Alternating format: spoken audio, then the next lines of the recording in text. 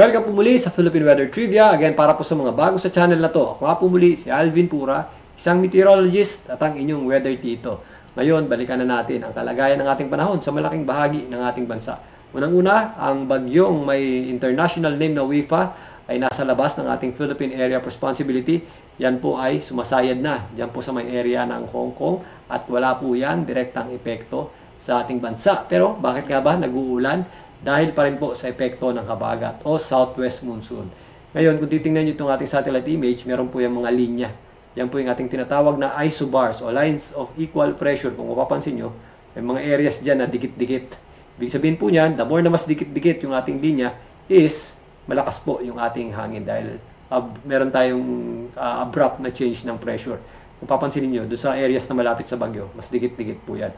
Pero, again, dito po sa ating bansa, merong mga linyang magkakadikit na rin dahil po yan sa epekto ng habagat or southwest monsoon. Kaya tayo nakakaranas ng mga malalakas na hangin na dulot ng habagat. Maliban dyan, ang habagat din po ang nagpapaulan sa ating bansa. At kung papansin nyo again, itong satellite image natin, meron po tayong parang elongated trough or parang extension itong ating malawak na sirkulasyon. So yan po yung ating tinatawag na monsoonal trough. At ito pong general area na ito, ang babantayan natin in the next few days sa posibleng mabuong sama ng panahon dyan. Dahil dyan, magpapatuloy po ang epekto ng habagat o yung ating southwest monsoon in the next few days pa.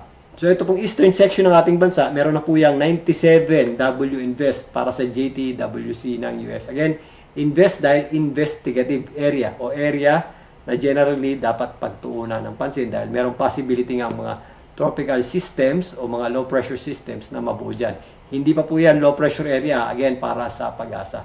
Ito po yung general area natin na babantayan.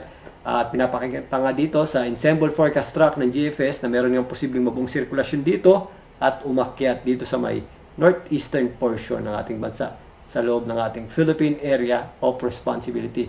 Habang nandyan po yan, ito po nga yung grupo ng kaulapan na binabantayan natin, pwede po yang lumakas pa at maging isang ganap na bagyo sa loob ng ating part. If ever yan po ay tatawaging bagyong Dade. Ito po ay in the next few days, within 2 to 3 days.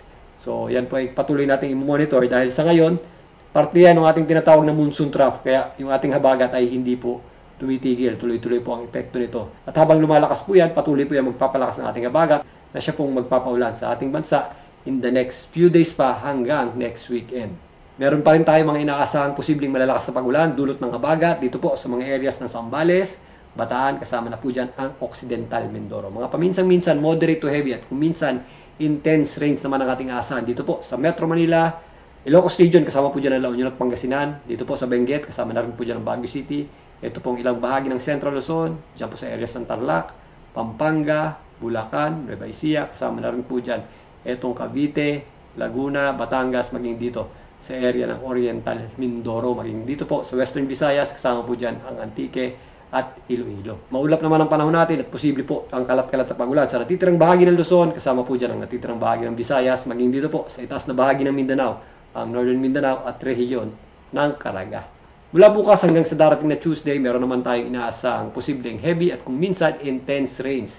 Dito pa rin po sa areas ng Zambales at Bataan, kasama po dyan ang Occidental Mindoro. Mga katamtaman at kung minsan malalakas na pag-ulan naman ang ating aasahan, bukas hanggang sa darating na Tuesday, dito po sa areas ng La Union, Pangasinan, Tarlac, dito po sa areas ng Pampanga, Bulacan, again dito sa Rizal, kasama po dyan ang Metro Manila, maging dito sa areas ng Cavite at Batangas, kasama rin po dyan ang ilang bahagi ng Western Visayas, ang Antique at ito pong areas ng Negros Islands. Pero again, yung mga areas na wala pong weather advisory, maulap po ang panahon natin at possible din po yung mga scattered o kalat-kalat na pag-ulan dahil pa rin po sa epekto ng habagat.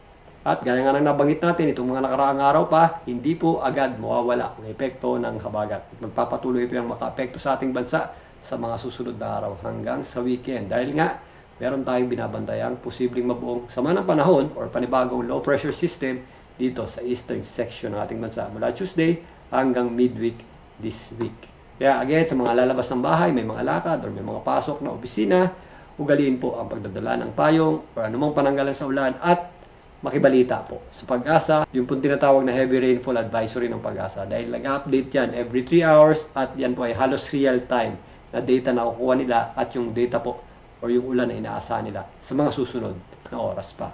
At again, mag-ingat po tayo sa mga posibleng epekto ng mga pag-ulan dulot ng habagat, kaya ng mga flash floods at landslides, lalong-lalo na sa mga areas na tuloy-tuloy na nakakaranas ng pag-ulan nitong mga nakaraang araw pa. Muli, ako po ang inyong Weather Tito para sa Philippine Weather Trivia.